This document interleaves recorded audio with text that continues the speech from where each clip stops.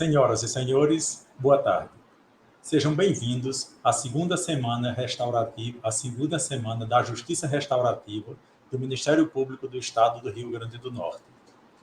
O objetivo deste evento é propagar a justiça restaurativa, apresentando os espaços possíveis para a aplicação dessa abordagem em harmonia com a legislação vigente, bem como difundir e implementar as práticas da justiça restaurativa no âmbito do Ministério Público do Estado do Rio Grande do Norte e de todo o território nacional. Encontram-se presentes os excelentíssimos senhores Dr. Glaucio Pinto Garcia, Procurador-Geral de Justiça Adjunto, Dr. Erickson Girley Barros dos Santos, Promotor de Justiça e Coordenador do CEAF, Centro de Estudos e Aperfeiçoamento do Ministério Público do Estado do Rio Grande do Norte. Neste momento, ouviremos o excelentíssimo senhor Dr. Glaucio Pinto Garcia, Procurador-Geral de Justiça Adjunto.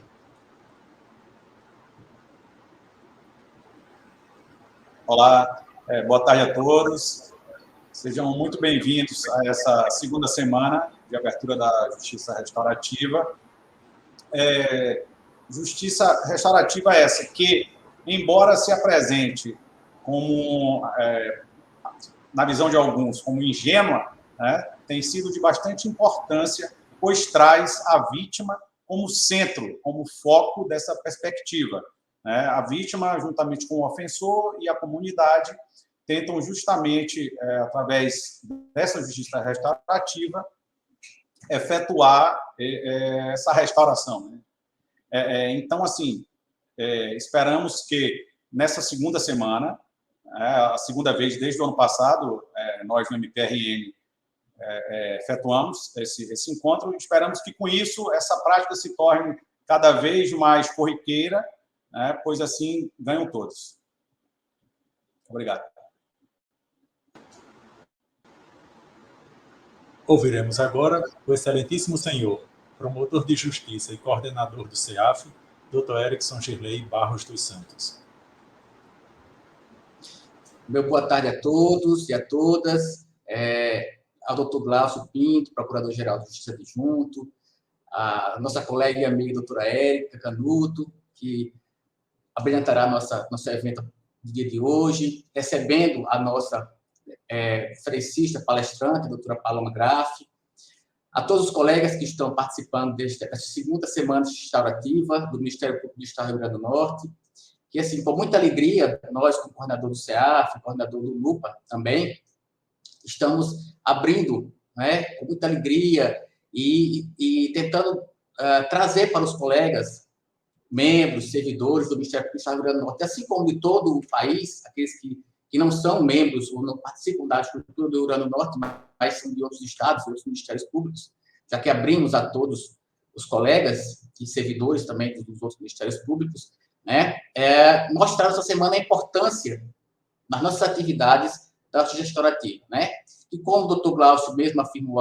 aqui há pouco tempo, tem um condão de tentar apaziguar as relações conflituosas, trazendo uma nova perspectiva, a perspectiva não da solução jurídica tão somente, mas da solução em que traga às partes, aqueles que estão em conflito, uma visão mais humanitária, mais humanista mesmo, e que todos, a partir da aplicação dos vários processos de enfrentamento desses conflitos pacificados, deem a esses envolvidos a sensação de paz, a sensação de fato de resolutividade, e não apenas uma canetada ou uma decisão judicial que muitas vezes não traz nem para aquele que vence o embate jurídico a necessária paz social.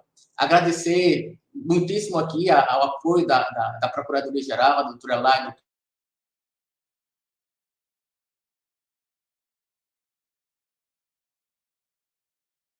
as doutoras Iracilde e Eveline, que são apaixonadas pela matéria, que trabalham com afinco na tentativa de demonstrar e colocar em prática no nosso Ministério do Estado do Rio Grande do Norte as práticas resolutivas baseadas nessa autocomposição, que tem uma visão completamente nova, mas já absorvida dentro daquilo que traz, inclusive, hoje o nosso novo processo civil. Então, de fato, deixar a todos o nosso abraço, que possam aproveitar bastante essa semana, né, que teremos temas muito interessantes, como o de hoje, a aplicabilidade da justiça restaurativa em contexto de violência de gênero, com a doutora Paloma Graf e a doutora Érica Canuto.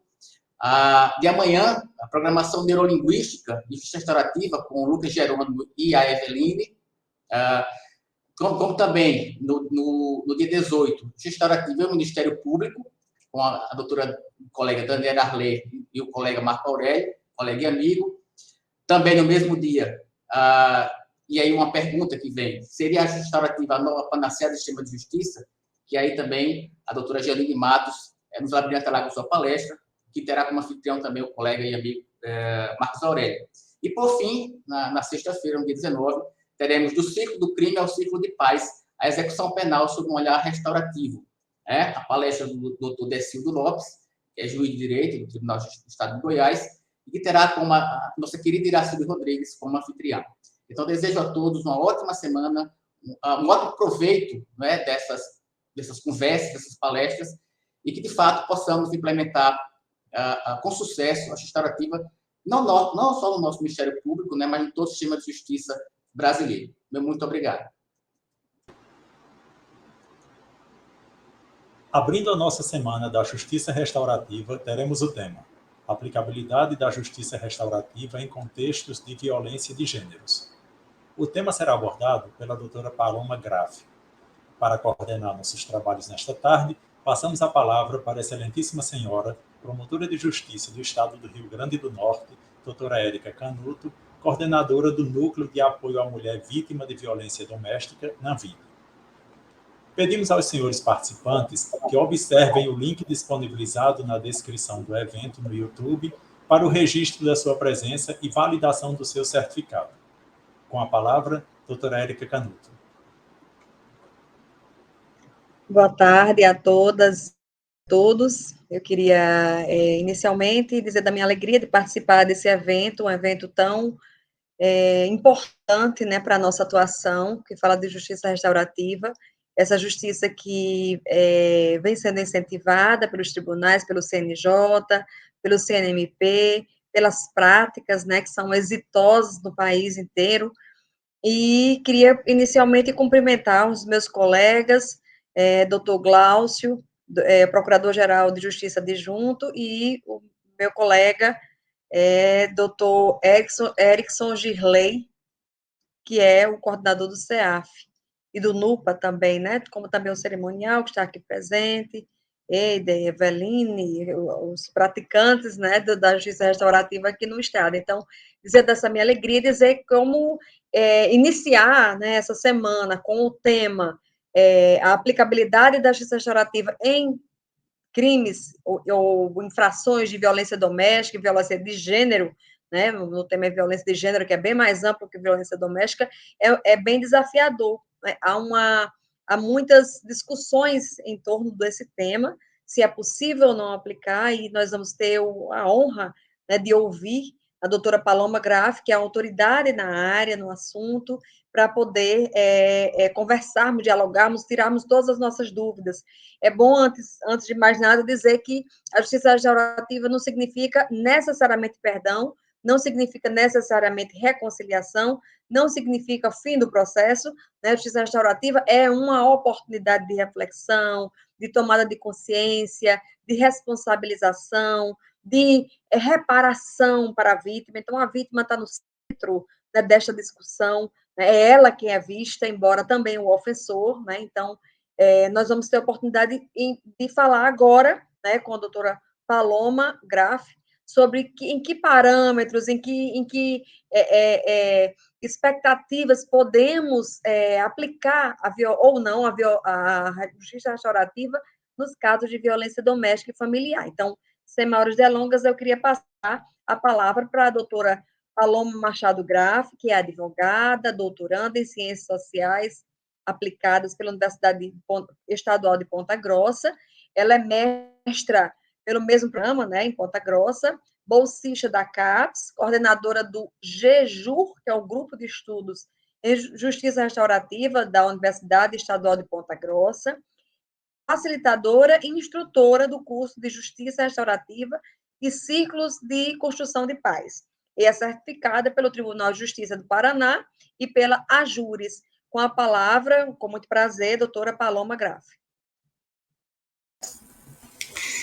Olá, boa tarde a todos e a todas. Obrigada mais uma vez, fico muito feliz e honrada em estar aqui compartilhando um pouquinho sobre essa minha trajetória com a justiça restaurativa. Então, agradeço muito o convite em nome do Dr. Glaucio, do Dr. Erickson, da doutora Érica e da Eveline, né, que são companheiras aí, encontramos sempre em cursos e palestras e eventos sobre justiça restaurativa, para poder falar um pouquinho sobre esse tema que me é tão caro, fruto de pesquisas, de trabalhos, de estudos, mas também de muitas inquietações, né, muitos desafios, muitas provocações relacionadas a esse tema.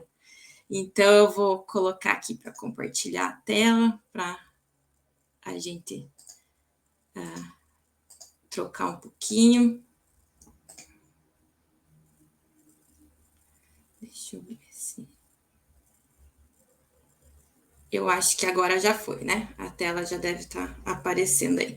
Caso não esteja aparecendo alguma coisa, vocês, por gentileza, me avisem, que aí aqui a minha imagem fica um pouquinho menor, eu não consigo conferir, mas acredito que podem, que já tá tudo ok, né? Então, essa apresentação que geralmente fazem, né, em relação à nossa formação, quem nós somos, eu falo que, e eu gosto muito de falar sobre isso, sobre essa temática, mas também dizer que, além de advogada e pesquisadora, eu realmente me considero uma contadora de histórias, porque trabalhando com a vida, as dores, os relatos, a vivência das pessoas, o que nós mais fazemos é contar a história dessas pessoas, interpretar, relatar, analisar, né, como essas histórias acabam se transformando ou transformando o próprio mundo que essas pessoas vivem. Então, enquanto pesquisadora, eu escuto, analiso, interpreto e conto a história da vida das pessoas. E sendo advogada, isso acontece da mesma forma. Acabo escutando, interpretando e codificando essas histórias para uma linguagem jurídica, para ser colocada no papel e enviada para outra pessoa que vai acabar lendo e interpretando também essas histórias. E a minha experiência profissional e acadêmica com essas pesquisas, elas envolvem, desde a minha graduação até agora no doutorado, esse processo de escutar e contar histórias. E trabalhar com as mulheres, né, o direito das mulheres, trabalhar com violência doméstica.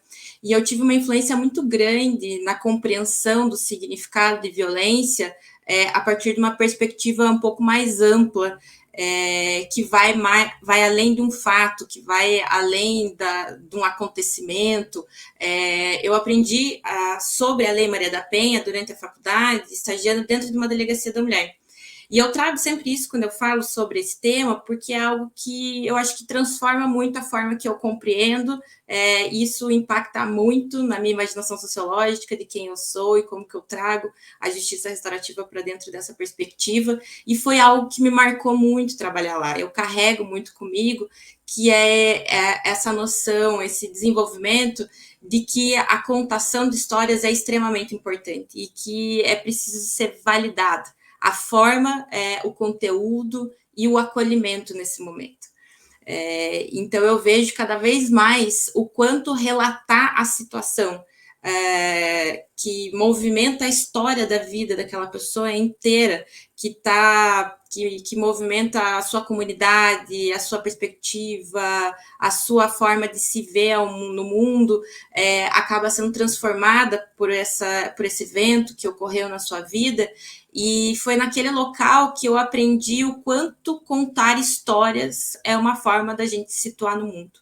É uma forma da gente se apresentar para o outro que não nos conhece, de apresentar as nossas vivências ou o que ocorreu, de também dizer quem nós somos e que nós somos muito mais do que aquele fato que está sendo narrado. E por isso que muitas pessoas contextualizam a sua história nesse momento. Muito difícil, talvez, quando alguém vai registrar um boletim de ocorrência ou quando vai contar uma história que sofreu de uma violência, contar simplesmente o fato, a hora tal, o dia tal, aquela ocorrência, né, numa sequência de fatos e acontecimentos. As pessoas contextualizam, querem contar desde o começo e trazem todo um enredo para essa história. E eu vejo isso como muito uma forma delas se colocarem na posição de que não se resumem apenas àquele fato, que elas são muito mais do que aquilo que ocorreu, e que aquela ocorrência né, que gerou aquela situação não influencia uma vida inteira, a família inteira, ou o sonho, ou o trabalho, ou a perspectiva daquela pessoa. E por isso que eu vejo e falo muito sobre isso, que dentro da delegacia é o lugar que a gente acaba aprendendo a escutar histórias, a dar valor a elas, a entender como essas histórias são importantes, como essas histórias se atravessam, que elas impactam, que causam dor, causam sofrimento. E sendo que a vida de alguém é a sua história e a forma que você conta, você se posiciona no mundo compartilhando essas histórias, e trabalhando muito tempo com isso, pode ser que em algum momento, seja qualquer área que atenda, seja na área, né, do direito, ou do serviço social, ou da psicologia, esse trabalho acaba demandando tanto que, por vezes, entramos num automático e a gente realmente deixa de escutar as histórias que as pessoas contam. E passa a desconsiderar suas vontades, os seus desejos, ou o que elas pensam sobre aquilo que ocorreu, ou, de certa forma, só quererem compartilhar sobre aquela situação, e a gente acaba não escutando o que realmente importa para elas. E aqui eu falo muito diretamente para a questão jurídica. Quando a gente escuta, a minha formação inicial é jurídica, né? Eu sou formada em Direito, mas na minha pós eu segui para essa área mais interdisciplinar das ciências sociais, mas a gente acaba criando um mecanismo muito cognitivo, muito automático, de que quando alguém está contando uma história, a gente acaba se envolvendo mais formalmente, mais tecnicamente nessas histórias, uma razão maior, e acaba fazendo automaticamente uma subsunção de fato à norma, interpretando aquele fato, aquele acontecimento, a nossa leitura jurídica, e já começamos a imaginar qual o crime que ocorreu, qual o prazo, qual a pena, a questão de questões que vão influenciar, né, no procedimento. Então, e acaba deixando, de fato, de prestar atenção nas histórias, no conteúdo, no teor. Então, eu vejo que sendo a delegacia esse grande lugar que as pessoas vão contar suas histórias e vão compartilhar, é preciso ter um cuidado muito maior na compreensão do significado de violências, muito maior do que é uma violência positivada, que é aquilo que nós temos na lei, mas sim aquilo que causou um dano, aquilo que afetou a vida daquela pessoa de alguma forma, independentemente daquilo ser caracterizado como um crime ou não. Essas histórias vão se atravessando e vão se compartilhando e vão acarretando uma sequência que acaba transformando as relações. E ao perceber isso, ver o quanto as vidas são afetadas, e a gente coloca daí tudo aquilo dentro de um papel, que uma outra pessoa que não recebeu essa história, que não percebeu as emoções, não percebeu os afetos que se atravessaram, não percebeu as nuances de vozes, de tudo que ocorre nessa contação, ela tem que interpretar aquela história contada no papel a partir também da sua própria história. E nesse processo de começar a entender, de contar e escutar histórias, eu tive a sorte de trabalhar sempre com mulheres que foram extremamente audaciosas nas suas posições de trabalho para oportunizar que práticas diferenciadas acontecessem. Então, desde a Delegacia da Mulher com a doutora Cláudia, a qual me ensinou muitas coisas, e com a assistente social que trabalhava lá também, a Luciana, que é uma assistente social cedida pelo município, que fez total diferença para mim nessa construção de entendimento sobre violência doméstica, o quanto o contexto importa, o quanto a rede de apoio é importante, a rede de proteção, todas as outras nuances que acabam transferindo e acabam influenciando também as questões de violência. Eu também tive a oportunidade, posteriormente, de trabalhar com a doutora Jurema, que até então era a juíza coordenadora do Sejusc de Ponta Grossa, que me apresentou e presenteou com a justiça restaurativa. E foi a partir desse entrelaçamento dessas histórias, dessas mulheres, que foi oportunizada a criação de um projeto de justiça restaurativa para atendimento de situações de violência doméstica que abarcasse procedimentos encaminhados tanto da Delegacia da Mulher, quanto demanda espontânea, quanto da Vara da Violência Doméstica, quanto das escolas e demais instituições. Então, eu conto um pouco dessa questão, né, de toda essa minha história, do mestrado, doutorado e tudo aquilo que me atravessou nesse período, porque eu gosto de posicionar essa minha visão, que ela está diretamente ligada que uma coisa não funciona sem a outra. O direito precisa estar interligado com as outras áreas e, assim, as outras áreas também precisam estar interligadas com o direito.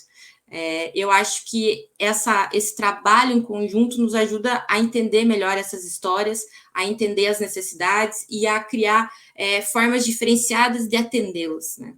Então, esse trabalho que foi desenvolvido a muitas mãos, em muitas parcerias, acabou oportunizando a criação do Circulando Relacionamentos, que é um projeto que eu vou compartilhar com vocês aqui um pouquinho, e também as minhas pesquisas de mestrado e agora doutorado, para falar sobre como que nós estávamos e ainda estamos, né, aplicando a justiça restaurativa em situações de violência doméstica desde o início de 2015, abril de 2015, que foi quando iniciou o Circulando Relacionamentos dentro do Sejusc, que é o Centro Judiciário de Solução de Conflitos e Cidadania da comarca de Ponta Grossa.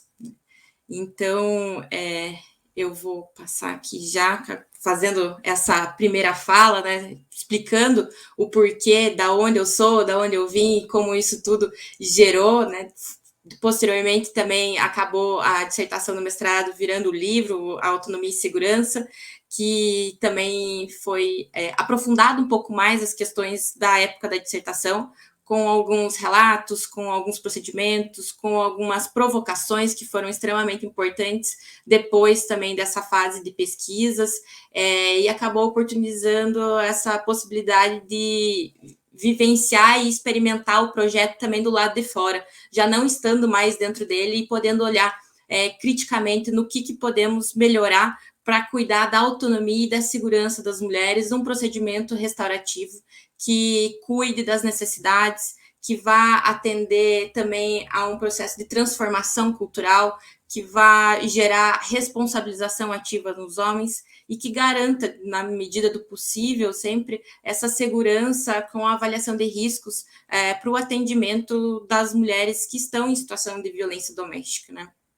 Então, compartilhando um pouquinho com vocês sobre como o estudo gerou, eu penso muito que a violência doméstica ela é uma violência complexa, multifacetada, e muitas vezes, por diversos fatores e circunstâncias, o próprio processo penal enseja riscos de revitimização para essas mulheres, seja pela revitimização secundária, pela forma de tratamento enquanto ela está na instituição, além daqueles riscos das quais elas já estão expostas em relação à própria cultura, à sociedade e aos sujeitos que praticaram essas violências. Então, não tem como a gente pensar também que a justiça restaurativa não vai ter nenhum risco, ou que ela vai estar imune a riscos ou potenciais revitimizações em relação às mulheres. E é preciso considerar as potencialidades e os riscos nesses percursos para que possam ser elaborados e criados projetos restaurativos, programas restaurativos que cuidem dessa segurança e da autonomia das mulheres, ao mesmo tempo que vá fomentar uma transformação em relação à violência por parte dos homens. Então, por isso que a gente precisa considerar esses riscos e os perigos, não ignorá-los, entender que eles existem, mas desenvolver formas de gerenciamento desses riscos para que seja possível considerar a possibilidade de criar projetos que cuidem e respeitem a segurança dessas mulheres, por mais difícil e complexo que isso possa parecer, né? Então, a estrutura que eu trago para vocês sobre o desenvolvimento do projeto Circulando Relacionamentos e de todas as respostas, né, que nós encontramos, os resultados dessas pesquisas, são pesquisas que já duram de 5, quase 6 anos, trazendo a prática junto com a teoria, que são duas áreas que não podem se desvincular. Nós precisamos compreender como a prática da justiça restaurativa funciona, mas também precisamos da teoria para compreender e entender as relações que estão por trás, todo aquele arcabouço teórico para compreender o gênero, o feminismo, as relações de poder e como isso tudo impacta na prática de justiça restaurativa que estão sendo aplicadas, né? Então, para isso, eu vejo que interpretar a Lei Maria da Penha, entender para que ela foi criada, nos auxilia muito a entender qual é o propósito dela e como que a justiça restaurativa pode dialogar com esse propósito a qual ela se dispõe.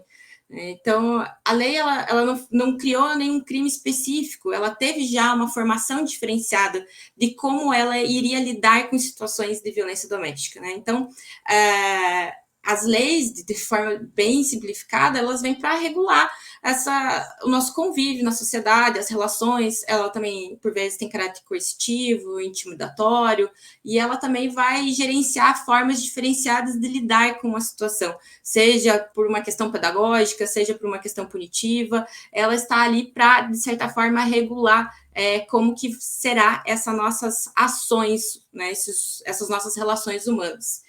E a Lei Maria da Penha ela foi criada para coibir a violência doméstica e familiar contra a mulher, para eliminar essas formas de violência, de discriminação, prevenir, punir, erradicar.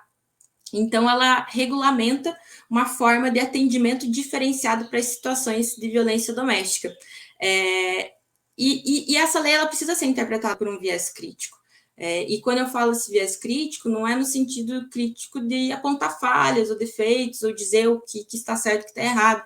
A ideia da criticidade é trazer esse olhar científico e técnico para compreender, articulado com a teoria, a partir de um referencial teórico que fale sobre gênero, que fale sobre violências, que fale sobre patriarcado, que fale sobre relações de poder, para que a gente possa, então, interpretar e compreender essa lei a partir de uma prática, de uma experiência, do caso concreto, que as pessoas que trabalham especificamente nessa área, que fazem esse acolhimento no primeiro momento, nesse atendimento inicial, possuem essa experiência única que traz de saber como que funciona, o que na prática, o que materialmente é posto ou é ofertado para essas mulheres. E articular esses conhecimentos faz com que a gente consiga refletir de uma forma mais crítica e concisa sobre o que e quem ela quer proteger. Qual é o propósito da lei? E se a gente parar para pensar que o propósito da lei é o de proteger a mulher, que o foco é ela, é as suas necessidades, é a sua segurança, ou seja, o seu empoderamento, a emancipação como um coletivo. Então, a gente tem que interpretar a lei de acordo com esses objetivos e propósitos para poder prestar um qualificado e um efetivo atendimento às mulheres que estão em situação de violência doméstica.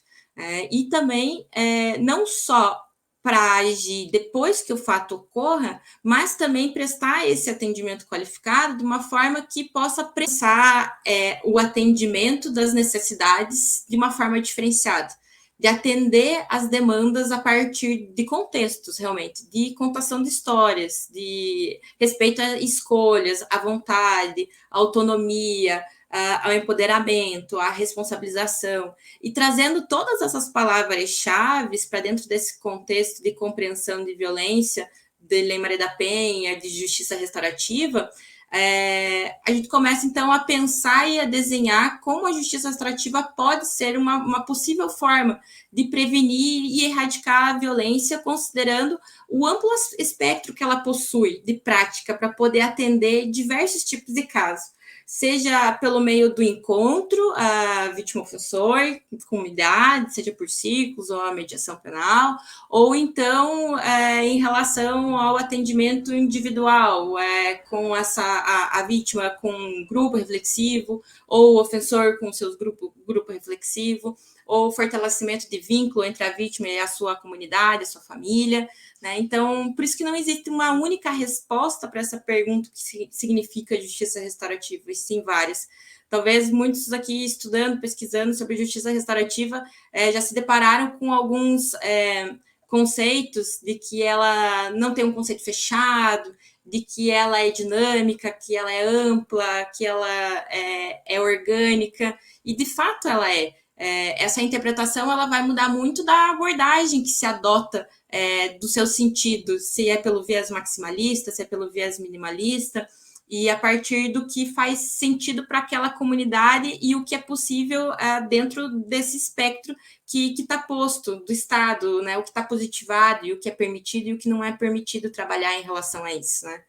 Então, tem vários conceitos, né? Para alguns ela pode ser um processo que tem um encontro como uma forma de lidar com a situação, né? O conflito, lidar com o dano que causou, e a reparação e a responsabilização, como se esse processo fosse muito mais importante do que até o resultado. Outros falam que a justiça restaurativa ela é uma forma diferente de lidar com o crime e com a injustiça. Outros ainda podem dizer que ela é uma nova justiça, né? Uma nova teoria de justiça, né? Então, que ela vai ser uma diferente forma, não só processualmente, mas como um novo sistema diferenciado. Outros vão falar que são só grupos de valores, né? Princípios e valores que vão guiar a forma de lidar com transformações de conflito ou com essas diferentes formas de lidar. Então, e ainda tem quem fale que a justiça restaurativa é uma transformação das estruturas, se ela realmente focar na interação da sociedade, dos sujeitos, do comportamento, das estruturas e da cultura como um todo, né? E isso vai depender muito do espectro da abordagem que vai ser adotada, né? Se é minimalista ou se é maximalista, mas diante dessas diversas formas e possibilidades que tem de se aplicar ou compreender o que é justiça restaurativa, eu vejo ela muito como esse conceito do Walgrave que ele traz, que a justiça restaurativa é um produto inacabado. Né? Ela é um campo próprio à procura de maneiras construtivas de lidar com as consequências do crime, mas que também faz parte de uma agenda socioética e política mais ampla.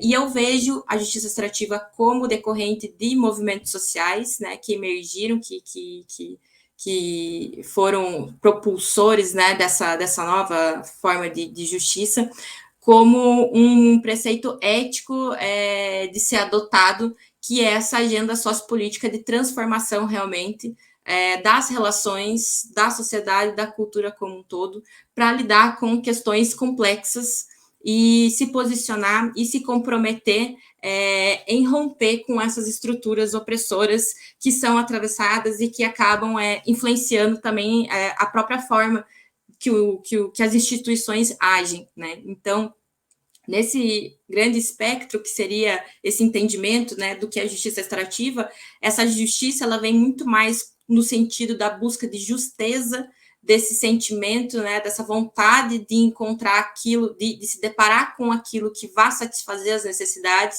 do que propriamente um sistema ou uma instituição de justiça em si, mas sim essa vontade de encontrar uma resposta, uma estratégia ou uma forma de lidar com aquelas situações. E na violência doméstica, a justiça restaurativa ela pode ter diversas abordagens.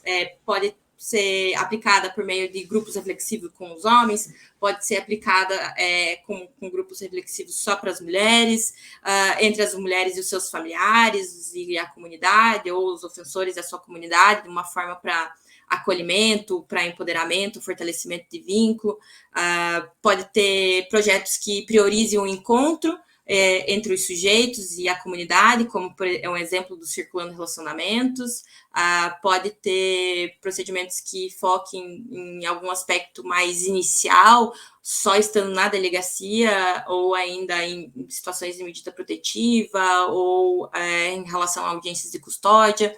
Podem ser projetos que sejam aplicados na fase de sentença, que sejam só na área de execução. Então, há diversas possibilidades de aplicação, mas que em todas elas o foco tem que ser o de cuidar da segurança e da autonomia das mulheres em todo esse processo, como parte dessa agenda socioética e política mais ampla que o Walgrave traz, cuidando dessa autonomia, das necessidades de uma mudança cultural realmente em relação às situações de violência doméstica, para que possa ser focado em responsabilização, em reparação de dano, articulado sempre com a rede e com as outras instituições e as outras áreas, para daí sim prestar um adequado e diferenciado tratamento, né? E para isso que ultimamente a gente tem falado muito também em sulhar a justiça restaurativa, em pensar a justiça restaurativa para além do que aprendemos apenas nos livros, mas que a gente traga para a nossa realidade e interpretar pelas nossas lentes, pegar essas políticas que vão assumir realmente diferentes formas, mesmo tanto dentro de um país como em países diferentes. O Brasil, como um país continental, por exemplo, é diversa a nossa questão cultural, a nossa forma de lidar as questões das próprias legislações municipais e estaduais. Então, é preciso reconhecer essas diferenças e essas peculiaridades, essas capacidades regionais, para que possa prestar um atendimento específico de acordo com a característica de cada localização, considerando realmente a justiça restaurativa como algo orgânico, vivo, dinâmico, trazendo essa ideia de articular demandas com as necessidades e talvez partir de uma ideia muito mais de questionamento, de perguntas, do que de respostas. E se questionar, então, o que é justiça, o que é justeza, aquele sentimento, para aquela pessoa naquele determinado momento, né? Justiça de quem e para quê, né? Trazer essas perguntas para dentro da justiça restaurativa e para as questões de violência doméstica, para tentar encontrar formas diferenciadas que cuidem das necessidades desses sujeitos a partir do seu próprio território, não limitando a ele, mas também indo além nesse processo de considerar a condição social, econômica, geográfica, cultural, e também os atravessamentos de classe, raça, gênero, que vai influenciar a forma que aquela comunidade vive, percebe violência, ou reconhece esses sentidos também de justiça. Então, como o sistema, né, penal ele é focado em dar ao sujeito que cometeu o crime o que ele merece, a ideia de um castigo ou de um sofrimento, né, de uma punição que vá, de fato, fazê-lo, a ideia, né, seria ressocializá-lo, a justiça restaurativa ela vem por uma lógica mais subversiva e trazer outras formas de responder e de buscar, e de ter outros propósitos. Não só o castigo em si, não só a punição. Ela vem provocar que a punição, de fato, traz um resultado, há uma mudança cultural a partir dessa punição, desse castigo, dessa pena que foi imposta, ou às vezes outras formas de responder àquela situação podem surtir mais efeito e responsabilizar também, né? Então, a ideia é trazer a responsabilização para junto desse processo.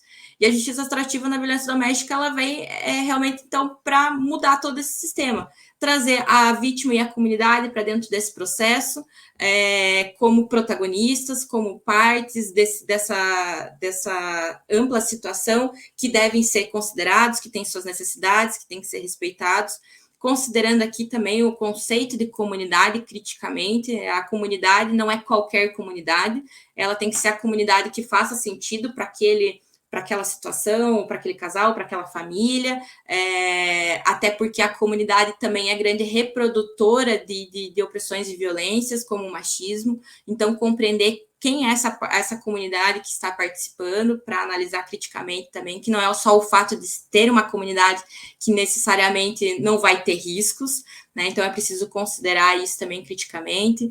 Ela traz a abrangência de uma articulação com a rede, com os serviços públicos, de considerar a realidade fática dessas pessoas que estão sendo atendidas, qual é o acesso delas à sua dignidade, à sua cidadania, ao exercício dos seus direitos, se essas famílias têm acesso à educação, acesso a emprego, à qualificação, ao lazer, a alimento, a água encanada, lidar com aquela questão como um todo, sabendo que tudo faz parte e acaba também se atravessando nessas violências.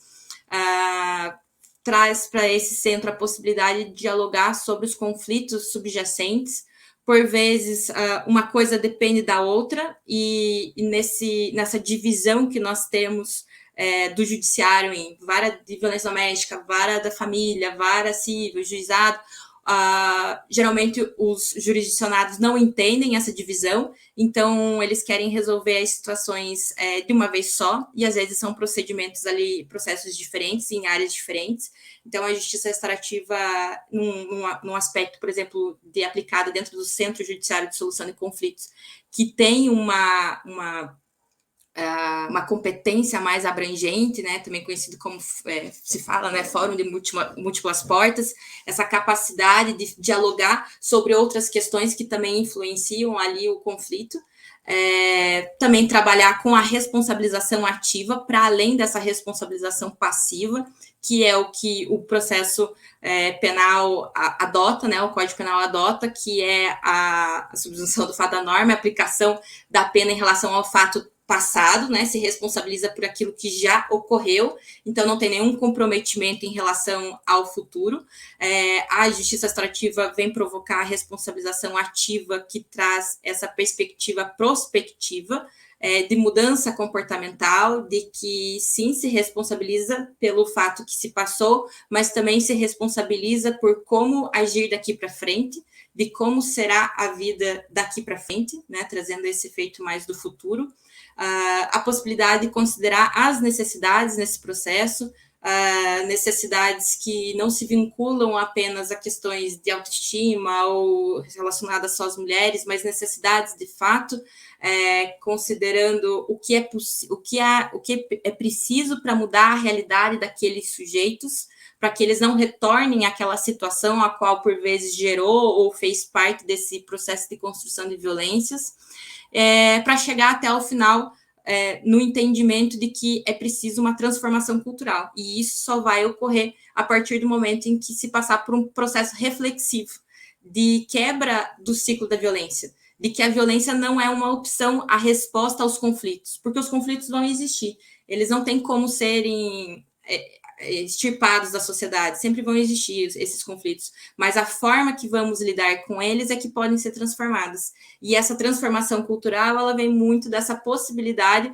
dos sujeitos reagirem, não só agirem, mas também reagirem de forma diferente nas situações complexas, né, do seu cotidiano e da sua vida. E por isso que eu acho que a doutora Érica trouxe aqui já logo no começo, um discurso que a gente tem muito sobre isso, sobre entender que a justiça restaurativa não é terapia, não é perdão, não é reconciliação entre o casal. Isso pode ocorrer o perdão, pode ocorrer a reconciliação do casal, mas não é esse o objetivo e o propósito da prática em si. Ela pode ter um efeito terapêutico, sim, também nos sujeitos, mas esse também não é o propósito. A ideia é que, então, se trabalhe, se precisa de um acompanhamento psicoterapêutico naquela situação, que tenha uma equipe multidisciplinar para efetuar esses atendimentos, mas que a justiça restaurativa não serve para suprir ou substituir práticas que são necessárias, como a psicologia, como o serviço social. Tem que trabalhar todos em conjunto nesse atendimento amplo dos sujeitos que estão sendo atendidos. Não é uma panaceia, não vai ser para todas as situações, em todos os casos, em todas as circunstâncias. A voluntariedade, ela é extremamente importante também nesse processo, a consideração dos riscos, os dilemas que se enfrentam em relação à autonomia e segurança também das mulheres. Não tem como objetivo somente reduzir a reincidência ou a quantidade de processos. Isso pode, sim, eventualmente acontecer, mas o que se tem visto é que, na realidade, até aumenta um pouco mais a questão da quantidade dos processos, porque é feito um procedimento paralelo, por vezes, mas que isso pode, sim, ser uma consequência no futuro, principalmente no que diz a redução da reincidência, que pode ser algo a ser almejado, mas que não seja unicamente isso, para não se transformar em mero ponto de metas, né? Então, ou de que a justiça extrativa seja só colocada como algo de desafogar o judiciário, não de transformação realmente das relações, ou da cultura, ou da forma de um estar com o outro, e que ela não necessariamente vai se contrapor à justiça comum, não pelo menos da forma que ela tem sido aplicada. Pode ser que no futuro isso ocorra, pode ser que haja aí um movimento para uma alternativa realmente, seja um novo sistema, mas da forma que está sendo aplicada hoje, principalmente com a resolução 225, ela acaba sendo como um complemento ou algo paralelo ao procedimento que já está em andamento no processo penal ou processo civil, qualquer outro que seja em relação a isso. Então, ela não vai se contrapor necessariamente só se houver, de fato, algum impedimento ou houver alguma proibição, que até agora não tem nenhum caso específico falando da proibição da justiça restaurativa em situações de violência doméstica, né?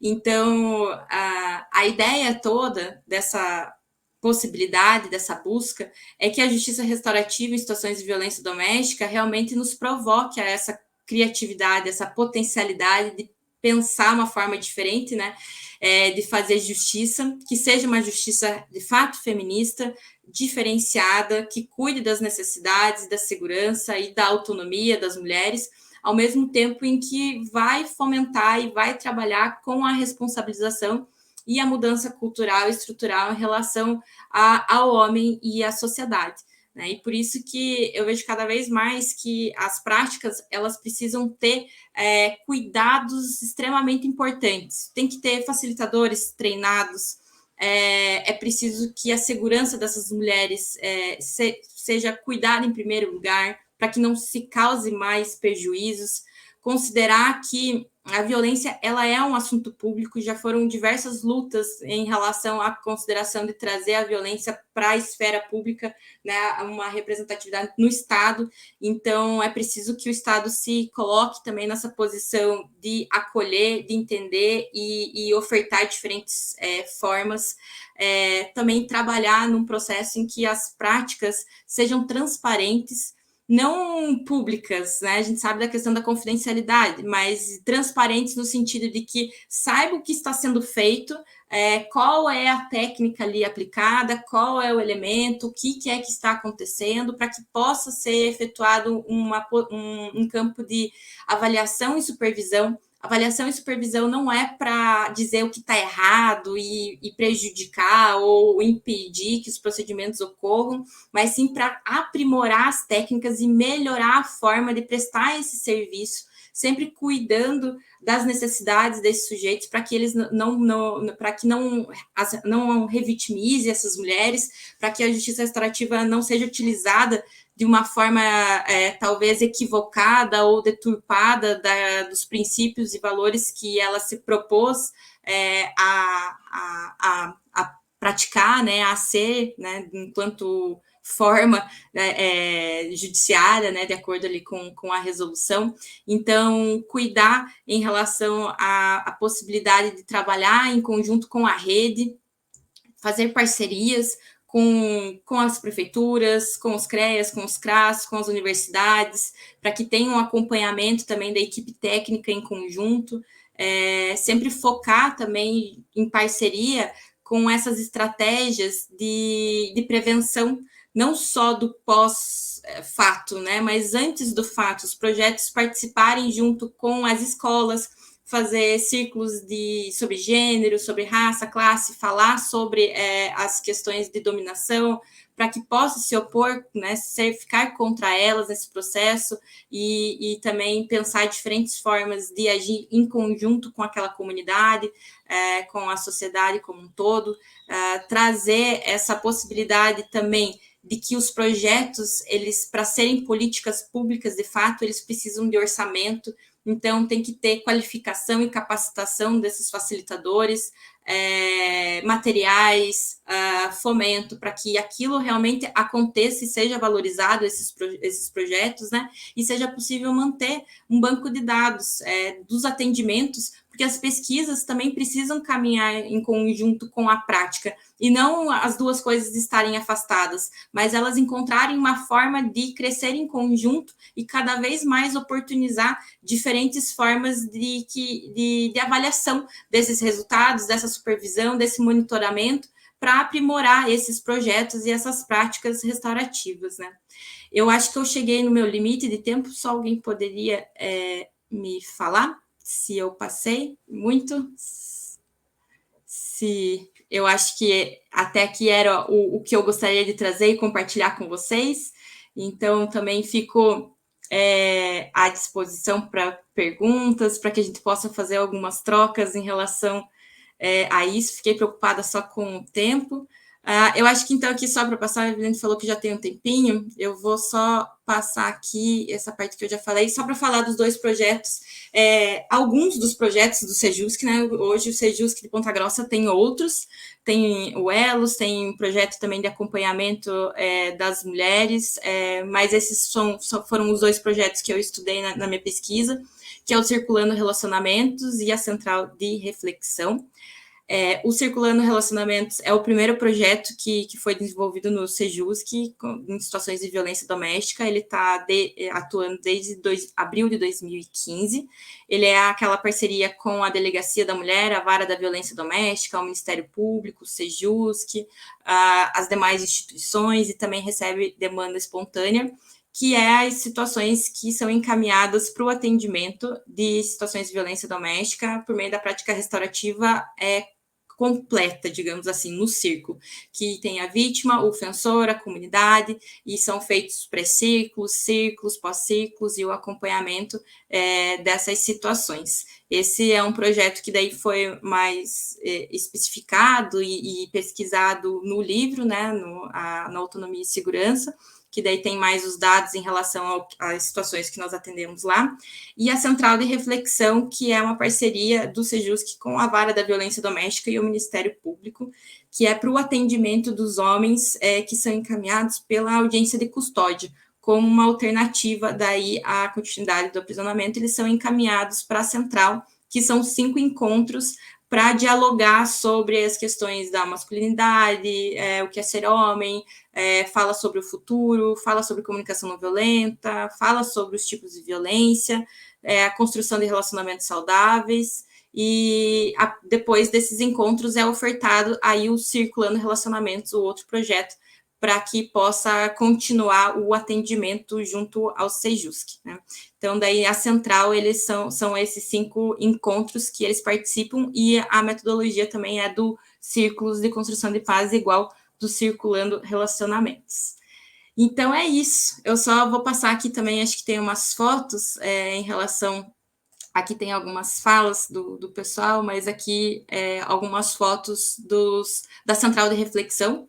Do Circulando, nós temos poucas fotos, algumas mulheres acabaram não aceitando, né, tirar, então a gente só tira mais do tapete. Aqui mostra mais ali em relação a gente apagou o rosto, mas são aqui algumas fotos das práticas quando nós estávamos ainda no presencial, agora está sendo realizado pelo meio virtual, mas no presencial eram feitas essas práticas circulares, sempre adaptando aos sujeitos e às suas necessidades, cada prática, cada atendimento também, né? Então, aqui, desse último encontro. E é isso. Então, agradeço a oportunidade de estar aqui, compartilhar um pouquinho com vocês e fico à disposição aí para a gente conversar um pouquinho. Eu vou parar de compartilhar aqui.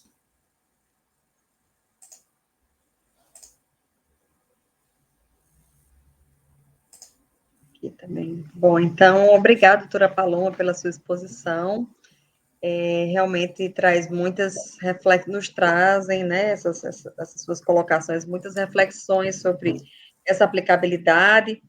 E aí, por enquanto, a gente está sem perguntas assim no chat, e eu vou começar a fazer pergunta. Então, acho que a gente no Rio Grande do Norte, aqui no Ministério Público, nós já fazemos há 9 anos grupos reflexivos de homens. Então, a gente começou e tivemos, pelo menos durante 8 anos, nós tivemos reincidência zero, e agora estamos com menos de 0,5%, e já capacitamos equipes multidisciplinares de CRAS e CREAS em 25 municípios. Então, tem vários municípios do Rio Grande do Norte, um estado pequeno, que já fazem, né, grupos reflexivos, que tem sido uma grande... a gente já fazia antes de ser colocado comida protetiva, a gente já fazia comida protetiva também. Então, a gente já tem essa prática e vê a realidade de efetividade em relação à responsabilização. Não só a reflexão, né, a mudança de crença, a mudança de comportamento, mas também em relação à responsabilização, né? A mulher também querer, né, que preferir essa prática, e aí colocamos também, temos uma prática de grupos em relação às mulheres, a gente faz aqui, tem um projeto chamado Guardiã Maria da Penha, que atende mulheres com medidas protetivas, que tem, e aí elas vão ouvir sobre os tipos de violência, sobre empoderamento, sobre serviços da rede, feito avaliação de risco, né, o formulário de avaliação de risco com cada uma, e segue acessando os serviços da rede. Quando você coloca, né, uma das práticas como sendo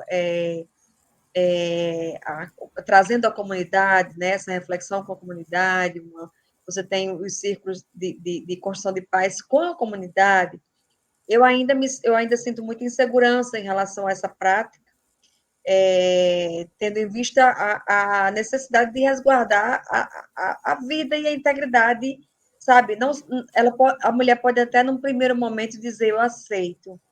Vamos falar com a comunidade sobre isso, sabe?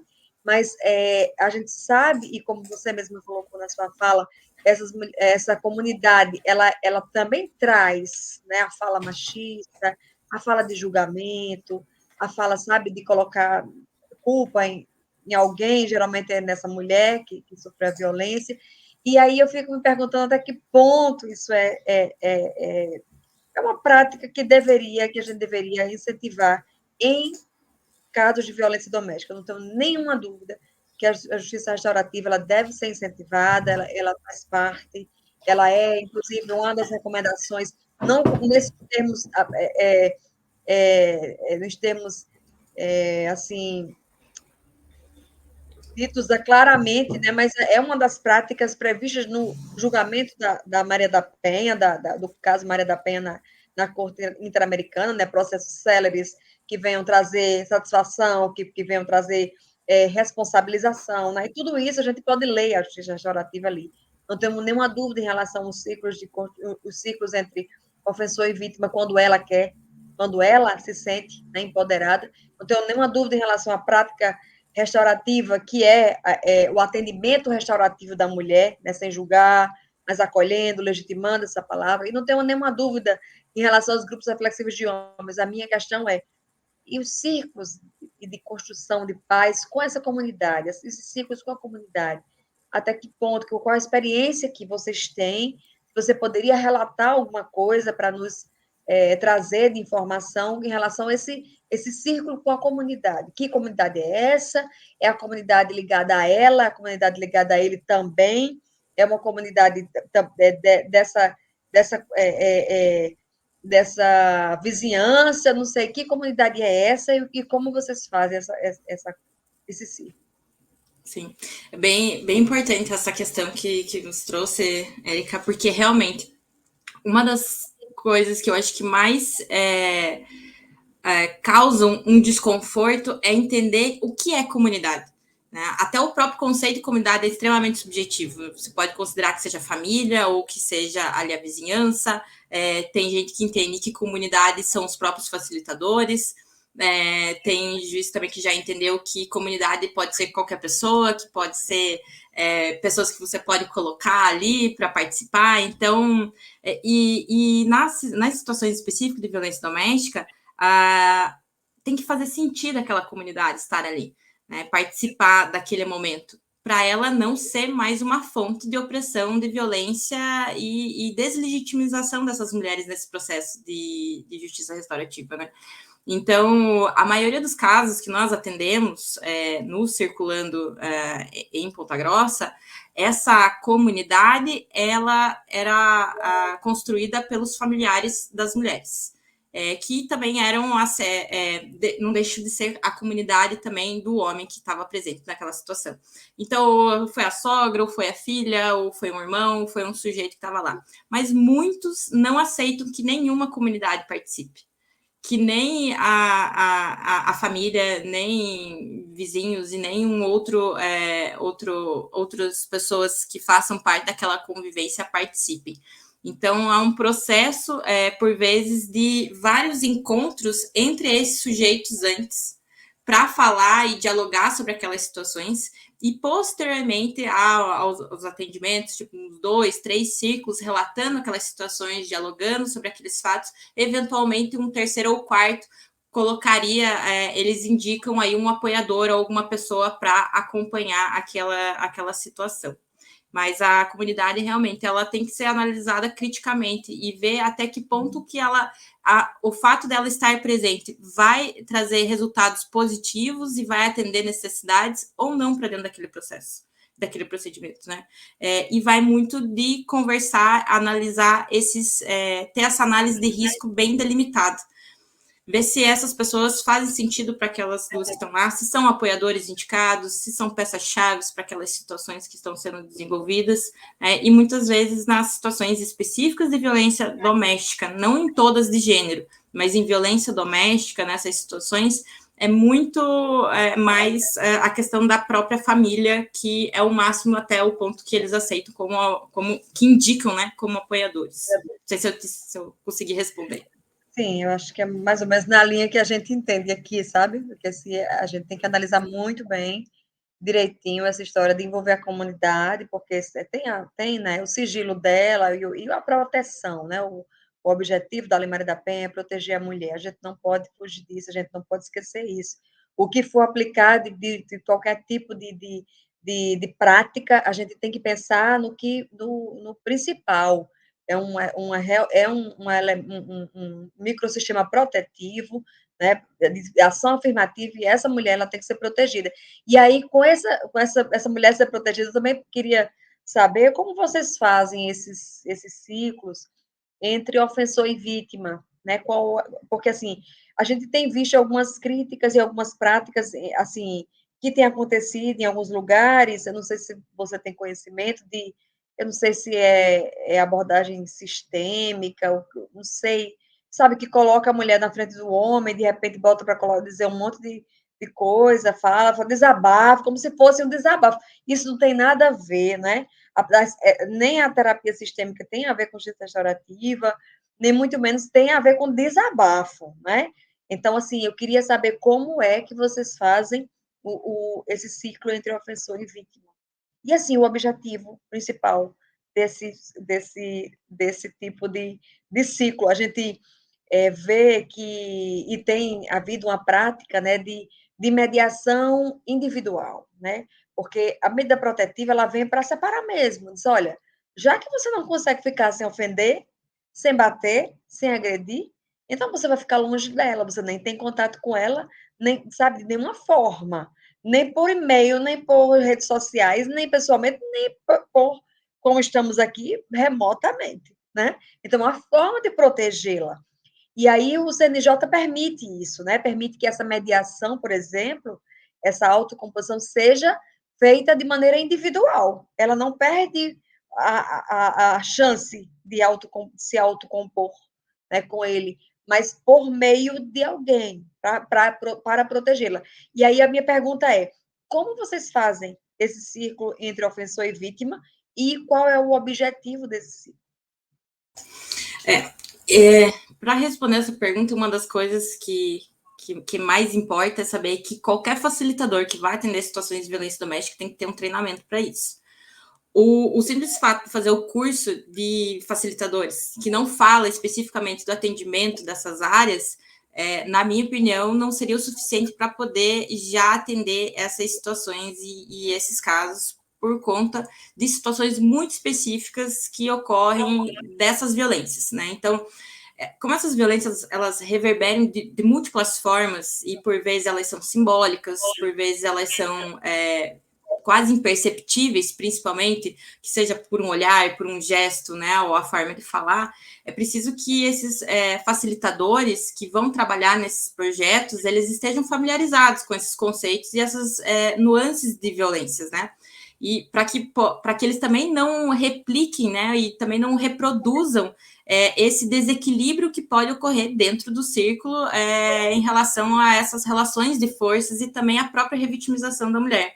Então, é importante que essa equipe seja qualificada, seja capacitada, né, continuamente também, para que tenha cada vez mais essa capacidade, porque as próprias violências vão mudando com o tempo. Hoje, por exemplo, a gente tem a questão da violência psicológica, que apesar de estar na Lei Maria da Penha, não estava positivada, e agora está. Então, as violências cada vez mais vão se transformando, o stalking, né, são novas violências que vão gerando. Então, é preciso estar constantemente capacitado e treinado para atender essas demandas específicas, para falar sobre essas temáticas e acolher essas mulheres, porque vai chegar no momento em que os facilitadores vão se encontrar num dilema, né? Duas questões precisam ter. A avaliação de risco em todas as situações de violência doméstica no procedimento de justiça extrativa tem que estar presente, e a avaliação de risco ela inicia desde o primeiro atendimento e ela só vai acabar no final, e precisa também o facilitador saber que ele vai enfrentar esses dois dilemas, né? E esses dilemas, eles estão na possibilidade ou na garantia, talvez, desses facilitadores conseguir cuidarem da segurança e da escolha dessas mulheres, porque vai chegar no momento que isso vai entrar em conflito. A segurança e a escolha vão ser perspectivas que vão se conflitar, que elas não vão poder serem ao mesmo tempo atendidas. Elas podem até querer participar, mas, por exemplo, pela sua segurança, pode ser praticamente impossível que ela participe. Ou, por exemplo, ao contrário, né? Ela pode querer não querer participar, né? Mas em relação à sua segurança, poderia ser algo que poderia causar algum tipo de prejuízo. Então, quando esses valores se chocam, a segurança e a escolha, os facilitadores vão ter que fazer uma dessas escolhas, vão ter que fazer uma dessas análises, vão passar por esse dilema, né? Ou eles vão priorizar a segurança da vítima sobre a sua escolha, vão priorizar a sua segurança sobre a sua escolha, vão tomar decisões que, abordando essa segurança, podem acarretar ou replicar o desempoderamento dessa mulher e coerção, que são características dos relacionamentos abusivos, colocar, você, apesar de não querer, é incapaz, é sujeito sem voz, e nós, Estado, vamos impedir que esse encontro ocorra, ou então vai poder, de certa forma, honrar essa escolha dessas vítimas, dessas mulheres, e que pode ter consequências trágicas, né, desse encontro. Então, por isso que uma leitura bem informada dessa situação, uma preparação extremamente delicada e importante, minuciosa, antes desses sujeitos, de eventualmente colocarem eles nesse encontro, é extremamente importante para que esse facilitador não se encontre diante desse dilema, de ter que fazer essa escolha entre a autonomia ou a segurança das mulheres para essa prática acontecer. A voluntariedade, a autonomia, o empoderamento são questões muito complexas de lidar em relação às mulheres que passam por situações de violência doméstica. Por vezes, ela realmente, do início, não está preparada para tomar uma decisão, uma escolha, ou não tenha condições materiais para que isso ocorra. O que vai depender é o quão disposto aquele ambiente está em oportunizar condições materiais para que ela possa tomar essa decisão. fortalecê-la ao ponto dessa decisão ser dela. E para isso demanda dinheiro, demanda política pública, demanda serviço, né, demanda acolhimento, demanda paciência, demanda diversas questões que o Estado tem que ver se ele está preparado para ofertar essas condições e transformar a realidade dessas mulheres para que elas tenham condições de tomar as suas escolhas, ao mesmo tempo em que o Estado oferta uma segurança para que essa situação, para que esse encontro eventualmente ocorra, mas somente depois de uma preparação desses indivíduos de forma individual, que seja por pré-círculo, que seja por acompanhamento psicológico, que seja após a realização de grupos reflexivos dos homens e das mulheres, para daí esse encontro ser algo que, de fato, vá trazer alguma resposta e vai depender muito mais do objetivo, o que eles querem, né? Por que eles querem esse encontro, do que, por exemplo, o Estado decidir o porquê. Muitas vezes não vai influenciar o processo em si, até para não transformar em barganha. Se eventualmente tiver uma resposta já pronta da participação do que vai acontecer ou não, pode ser que esses sujeitos utilizem a justiça extrativa como um barganha e falar: eu vou participar só para ter um benefício, ou eu vou participar para ter algum tipo de, sei lá, alguma benesse em relação à sentença.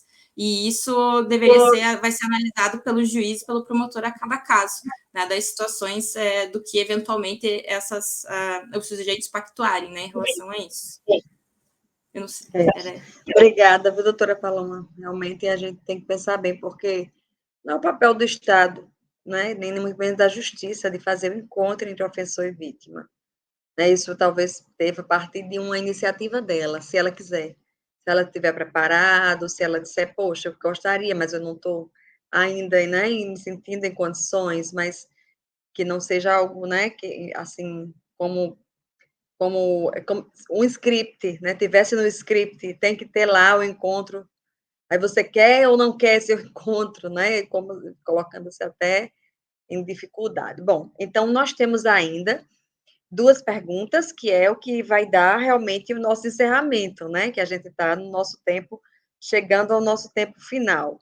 Então, nós temos 2 perguntas aqui do chat, eu vou ler. A primeira é de Daniela Rodrigues, que diz assim: de que maneira a comunidade é chamada a participar desses 2 projetos? Esse projeto, doutora Paloma, que a senhora falou, na sua experiência, como vocês fazem para que a comunidade seja chamada a participar?